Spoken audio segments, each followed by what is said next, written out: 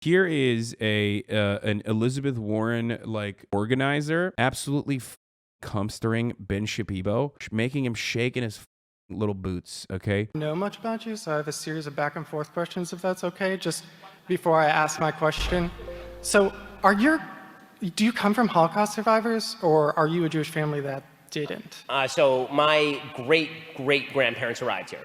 A lot of our extended family was killed in the Holocaust, but our immediate your family. Your great-great-grandparents, but not your grandparents. Right. Oh, I gotta do you have friends whose grandparents were Holocaust survivors or anything like that? Of course, many of them. Yeah, I've helped write memoirs of Holocaust survivors. Yeah. Their families are kind of messed up, right? Like my family is very messed up. I mean, if you go through a trauma like the Holocaust, I would imagine they teach that trauma between generations. You know what I mean? Well, I mean, trauma very often in a lot of circumstances is passed down. I mean, I know some kids of Holocaust survivors who turned out fantastic and some who didn't. I mean, yeah. Okay, so you are officially woke.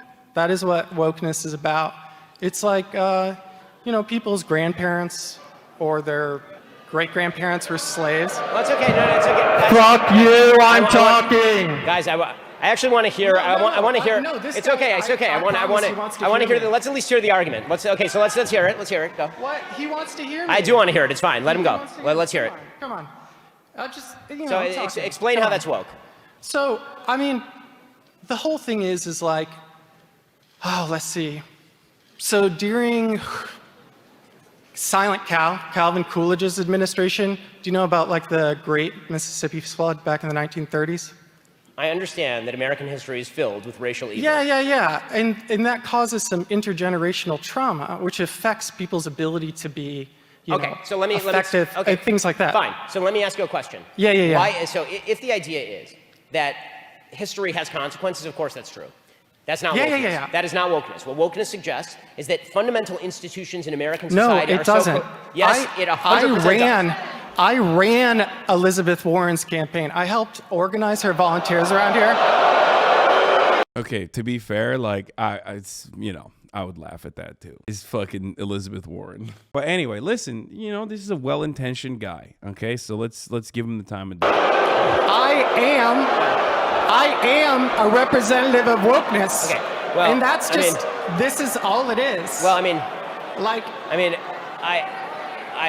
hope that. By the way, I think this kid is doing a pretty good job of describing intergenerational trauma and systemic oppression by using something that Ben Shapiro talks about and cares about. A concept that he not only understands, but advocates for. Intergenerational trauma for Jews as a consequence of systemic oppression that they faced and continue to face, like remnants of such oppression. So he's doing a good job. Like, this is a perfect fucking way to craft an argument for someone like Ben Shapiro. It's great because he himself is Jewish as well, so Ben can't turn around and be like, you're anti-Semitic immediately. Like, he literally hit him with the fucking, I have immediate relatives, like closer relatives than you that were victims in the Holocaust. They got murdered in the Holocaust. So he already hit that card he slammed the card on the table, okay? And he was like, hey, what's up? And now he's going in for the kill by making an adequate comparison between black people and the systemic abuse that they withstood in the United States of America and how our systems were designed in a way to oppress black people and the outcomes of said oppression and the intergenerational trauma in a way that Ben understands. So that's actually a really good way to fucking debate lord a debate pervert, okay? Hats off, shouts out to the fucking Elizabeth Warren campaign organizer. Very good. When I went to go get my first tattoo, the guy had lightning bolts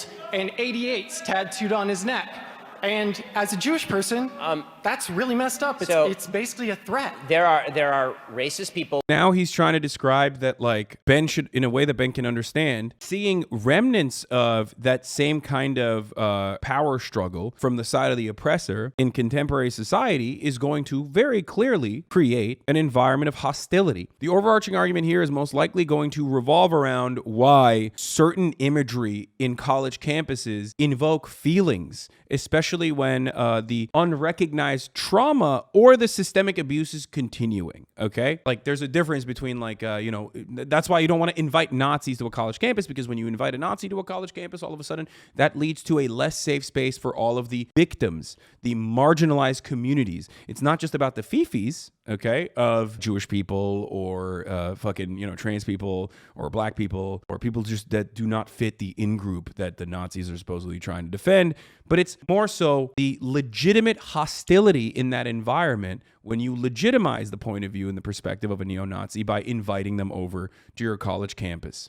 Okay? And he's using that. He's using the neo-Nazi argument and the intergenerational trauma from the Holocaust and the systemic oppression that Jews have withstood as a way to basically draw a comparison for trans people and for black people. Let's continue. Who exist. The argument that you're making, and I'm going to close with this because this is going in weird directions and I don't really want to... No. It's going in a weird direction where Ben is literally getting fucking cumstered, okay? That's the direction it's going to. And not only that, but he's getting owned by a soft-spoken Warrenite, a radlib, if you will.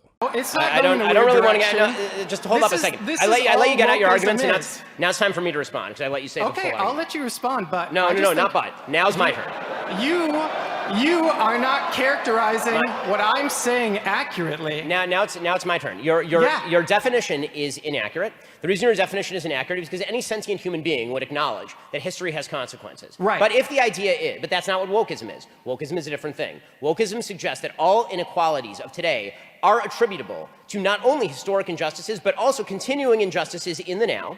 And that all first of all, Ben turns around and says, I'm actually going to redefine what you're stating by basically saying the exact same thing. So if you're going to rewrite the definition of a concept that you yourself came up with anyway, because like no one's like, I'm a wokeist, you know what I mean? That's not a real thing. Why not just like make it look dumber? You literally just said every human being with a brain cell believes that systemic issues or historic precedents have consequences, you know? Historic precedents and like things that happen throughout history, of course, have consequences on human beings. But wokeism is something different. It's when historic things have consequences on people that are living in the past and also people that are living in the present. That's different. It's like, well, no, you just basically repeated the thing that you previously agreed on. Very strange. You could have crafted a better, like, weaker argument. If you're gonna straw man your opponent, don't fucking, don't go off and like and admit that there's the argument is exactly the same. Disparity is attributable to discrimination, like that, but a not just that injustices in the now.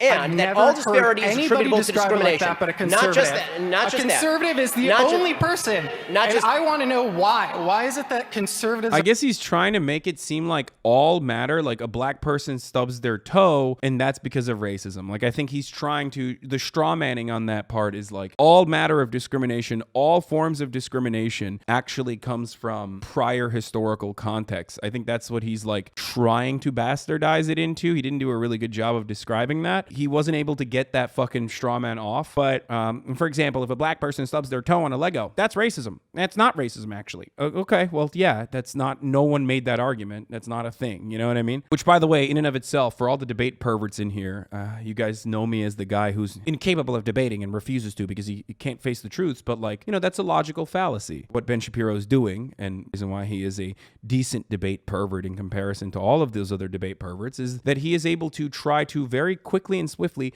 rationalize a logical fallacy in an argument, whether it be gish galloping, whether it be an argument absurdum, I think that's what it's called, right? Like, it's just, he fires off multiple logical fallacies and then tries to very quickly rationalize them without their opponent understanding that they're doing that. And that's precisely why he's considered an extremely skilled, rhetorically gifted debate pervert. He strawmanned and then he engaged with the strawman by pushing it to its logical extreme that no other sane person would actually make an argument around. Reduction ad absurdum. And I think that our boy here did a pretty good job of stopping Ben in his tracks and saying, that's not true. Only conservatives are the ones who describe wokeism like that. Are the only people who define it like that. Why are conservatives the only people? Okay, so we're gonna have to stop here because this is going nowhere. But what's up? I'm gonna have to stop with this with you because this is going nowhere.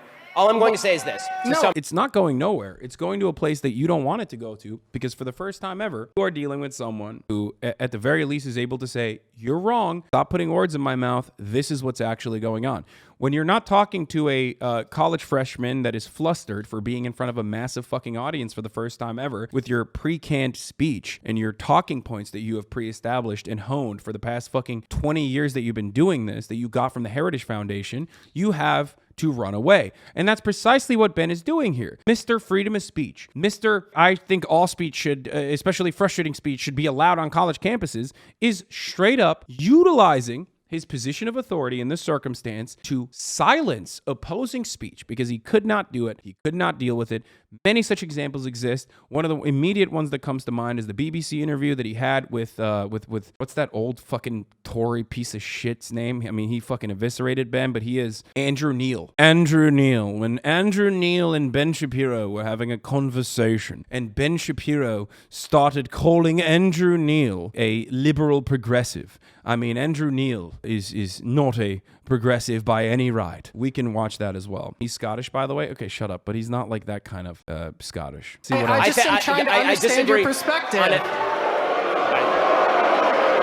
Just one more Boo. second. He says, I'm just trying to see your perspective. And immediately the crowd starts booing. It seems as though Ben is on the back foot here. For some reason, the crowd is not responding in a way where they would, side with who the intellectual giant is here. Because obviously, debate perverts love Ben Shapiro because he puts people on the back foot. Ben owns people in the free marketplace of ideas, right? That's why people love him. That's why he's the intellectual giant, the gladiator of the right in the marketplace of ideas. And yet here, his debate opponent is doing the same thing that Ben does to other people and causing Ben to be flustered. And yet his audience is not reacting in a way that they normally would. They're not turning around and making compilation videos about this guy saying like he fucking owned him. They're not turning around and going, maybe Ben isn't all that right in this circumstance. And that's precisely why I always say debates are pseudo-intellectual wrestling. WWE for dumb people. All I'm going to say is this. To sum up, I just am trying to understand your perspective. Just one more second. On a fundamental level, you're shifting definitions to avoid the consequences of your. Look at that. Someone ran in and literally put their fucking hand physically on the microphone to stop this person's takes. They were so scary for this crowd of young conservatives to hear. They thought, wow, we can't have this person converse in this setting no longer. I mean, the things that he's saying, they are too hard to hear. On a fundamental level, you're shifting definitions to avoid the consequences of your own argument. And if the idea is... And now they're debating the efficacy of debates all of a sudden, or whether or not this debate is happening. Look how quickly Ben Shapiro, when backed into a corner in the most Weasley fucking way he can, shifts the conversation to, well, you're actually not following the sanctity of the pre-established debate confines that we have created. You are not an interlocutor that I would like to see no longer, sir. That's what he's doing because he's fucking Weasley and he's weaseling his little fucking way out of that conversation because he has nothing else to say. He's flustered. He's on the fucking back foot. He's backpedaling. And this kind of shit does make me really happy. I'm gonna be honest. As much as I hate debate perverts, I personally love watching a debate pervert like this get demolished thoroughly, piece by piece. And anyone who says that this is like not a good example of what happens to a debate pervert on the back pedal is wrong. Ultimately, inconsequential. It's not actually productive. No one in that room is going to ever second guess Ben Shapiro's takes or anything like that. But, it doesn't matter. It's good because it demoralized Ben. And I like that. It makes me happy. And final point. If you're going to hold on, if you are also, just final point to sum up there.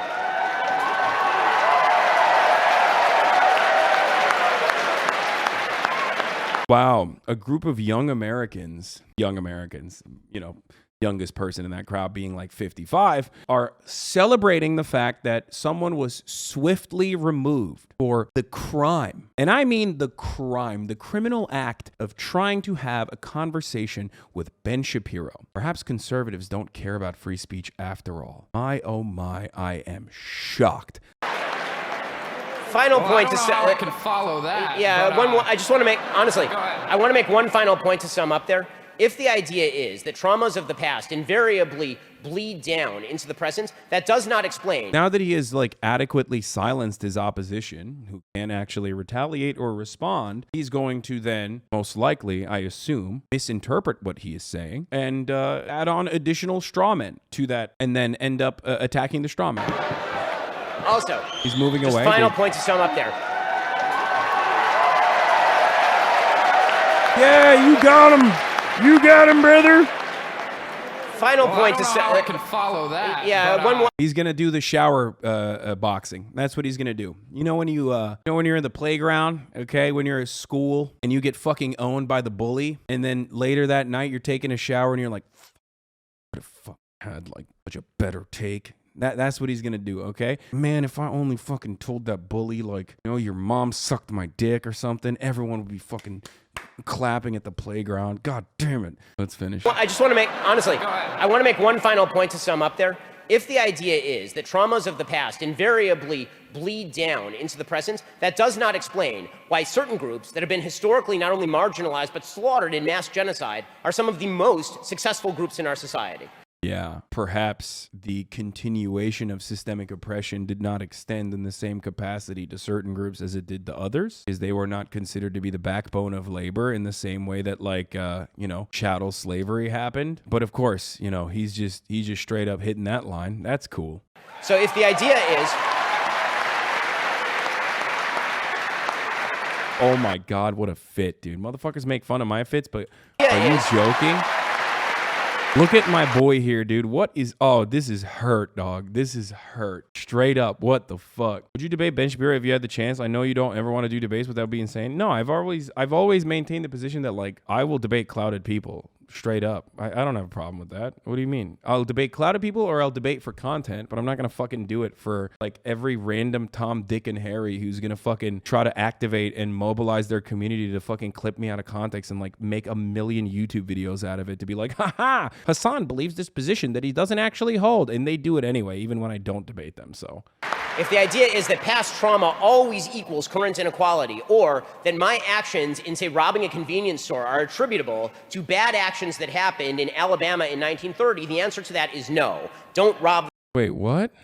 ...current inequality, or that my actions in, say, robbing a convenience store are attributable to bad actions that happened in Alabama in 1930, the answer to that is no. Don't rob the convenience store. The only way... Dude, holy shit. Just say the N-word, Ben. What the fuck? Yo, he just said, like, black people are criminals.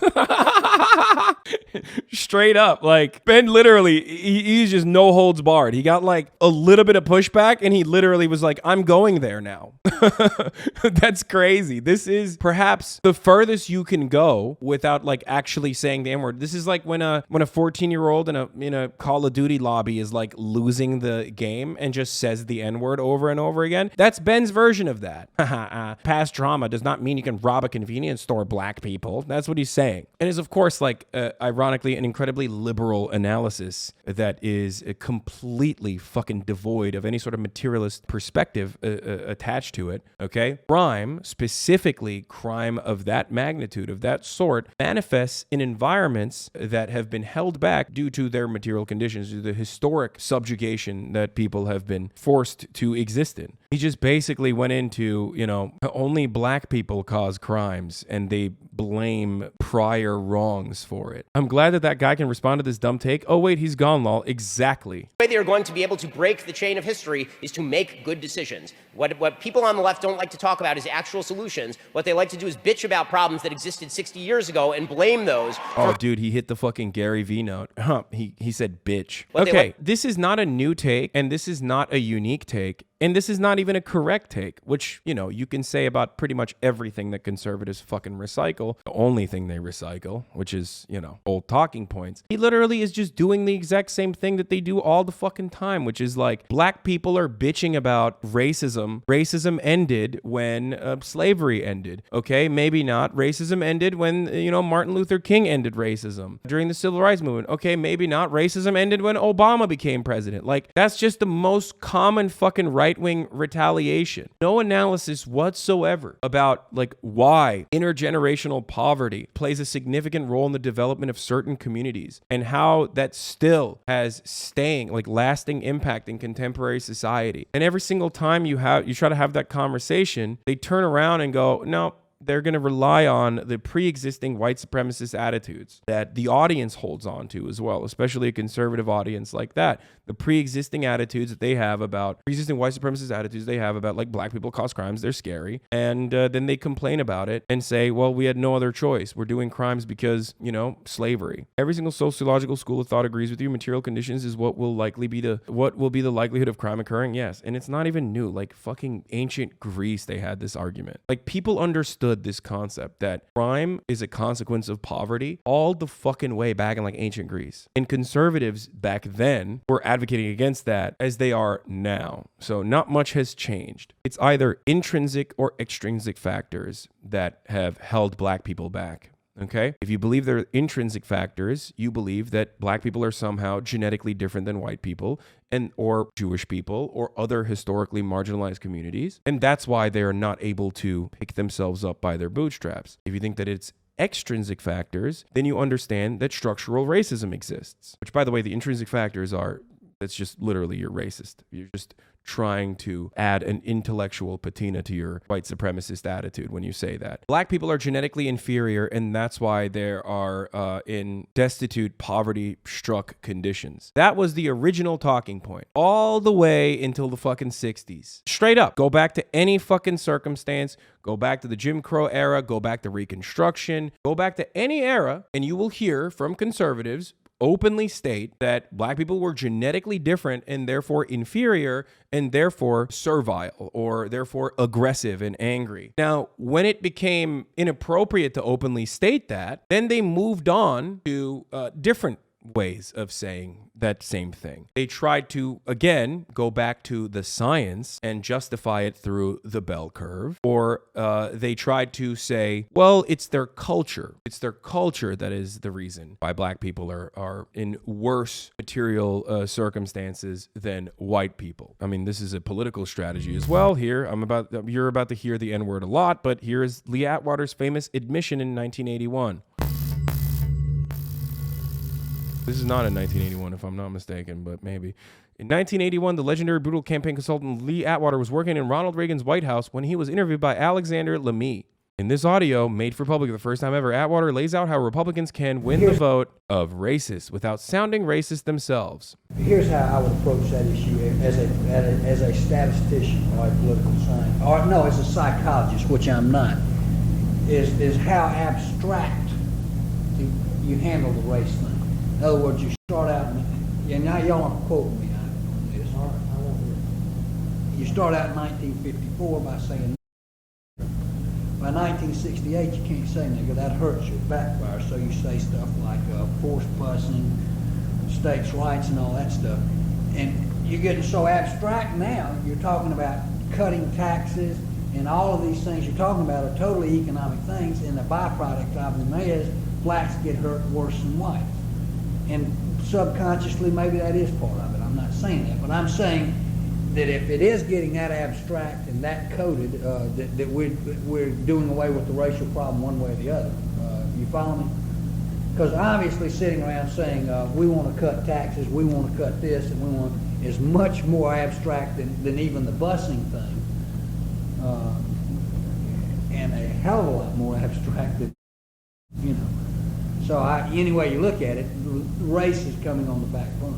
There it is. That is, yes, saying the quiet part out loud. It's just, you don't say race anymore, you say culture, okay? You don't say the N-word anymore, you say we need to do busing. Or we need to call busing forced busing. That's integration. That's an anti-integrationist position, which, by the way, our current president also held and championed from the Democratic Party back in the day. But that's besides the point. You know, Jim Crow Joe, the architect of the crime bill that eviscerated black communities, that's a totally separate discussion, separate conversation, still has not legalized marijuana at the federal level. I don't know why. Fucking dumbass. Anyway, again, totally irrelevant to the conversation at hand, but this is the playbook.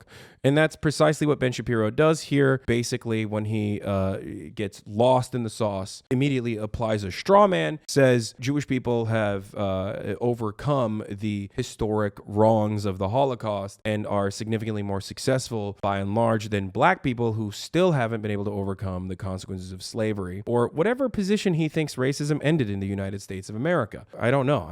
I don't know. Depending on who Ben is talking to, you know, racism could have ended, like I said, in the founding of the country. Okay, it could have ended in the abolition of slavery, or it could have ended during, I don't know, fucking the civil rights movement, or when Barack Obama was president. Depending on that, Ben will change his argument. But ultimately, the main point still remains, which is that black people were not able to pick themselves up by their bootstraps because they are just somehow different.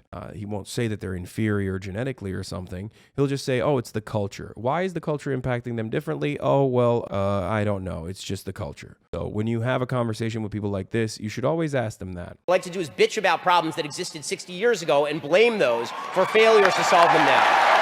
Which, by the way, bitch about problems that existed 60 years ago. Got it. So he is of the mindset that, you know, civil rights movement is when it ended. Racism ended in America. It was made illegal. So that is the exact same bullshit that you hear from any dumbass conservative at a fucking bar. Oh, they're bitching about problems from 60 years ago and think that that justifies them stealing now. You know what I mean? It's like, that's just straight up racist bullshit. Okay? Point to a racist law and I will fight right alongside you to get it off the books. I'm not racist is what Ben Shapiro says all the time, but that exact same logic could literally be extended to grandfather clauses, as we have talked about many, many times over in this broadcast, which did not directly and explicitly state that if you are a black person, you are subjected to incredibly complicated literacy tests or a poll tax or both. But instead, if your grandfather was not able to vote, then you are subjected to incredibly complicated literacy tests and poll taxes. That in and of itself never explicitly stated that black people are not allowed to do that. So you could literally expand on that exact, you use that exact same article, the exact same argument directly on Jim Crow laws. Okay? You have to ask people, like, why are black people and white people that are on even footing economically, why are the next of kin in a black family and a white family, when you look at a black family and a white family in like even socioeconomic conditions, why is the black family's next of kin less likely to engage in upward social mobility the same way that a white family is? Why do you think that's the case? Their answer ultimately has to revolve around intrinsic factors or extrinsic factors. If it's intrinsic factors, then that's racist, okay? That black people are somehow different than white people. If it's extrinsic factors, then they have to admit racism, like structural racism, systemic racism exists. And it's the truth. That is actually the truth. And before we move on completely, we got to fucking show you the Andrew Neil interview with Ben Shapiro. Why is it that a bill banning abortions after a woman has been pregnant for 6 weeks is not a return to the Dark Ages? What's your answer? My answer is something called science. Human life exists at conception. It ought to be protected. Now, back to my question to you. You purport to be an objective journalist. BBC purports to be an objective down-the-middle network. It obviously is not. It never has been. And you, as a journalist, are proceeding to call one side of the political aisle ignorant, barbaric, and sending us back to the Dark Ages. Why don't you just say that you're on the left? Is this so hard for you? Why can't you just be... The reason why fucking Andrew Neil's laughing at this is because he's not on the left in any capacity whatsoever. This is what happens to Americans who cannot get out of the left-right dynamic that they are aware of and cannot comprehend that, like, in other countries, they are not as fucking unhinged. They're still unhinged in their own little unique special ways, but they are not as unhinged as the American reactionary is. Be honest. Mr. Seriously, Shapiro, it's a serious question. Mr. Shapiro, if you only knew how ridiculous that statement is, you wouldn't have said it. I just asked you a question. Asked you a question. You failed to answer a single one of mine. Frankly, I find this whole thing a waste of time. If you want to read the book and critique the book, why don't you read and critique the book? If you want to critique me, you can think whatever you want of me. Why don't you just try and I don't answer care. the I don't frankly give a damn what you think of me since I've never heard of you. And I've never heard of you. I've never heard of you. Fucking owned. Until I briefed myself for this. But that's not the issue. You have a then new why the hell book are you out, interviewing and me, sir? it's an interesting book. But my point is, your book claims that well, it'd be society... nice if you would quote it from time to time. Your book is... Well, actually, I've done so several times, and I'm about to do so again, if you would let me just finish the question. Your book frankly, I don't claims think that society honestly, is turning its back sir, on Judeo-Christian values. Yeah, what are those values? What are the values it's turning its back on? I'm not inclined to continue an interview with a person as badly motivated as you as an interviewer. So I think we're done here. I appreciate your time, sir. All right. Thank you so much. It's one of the best fucking videos of all time. It's just like, I've jerked off to this so many times when you watch, like, it's Pornhub for me. I'm sorry. Straight up. And the reason why is because, okay, don't lie. Like, it's great. This is awesome. You love to see it. You fucking love to see it.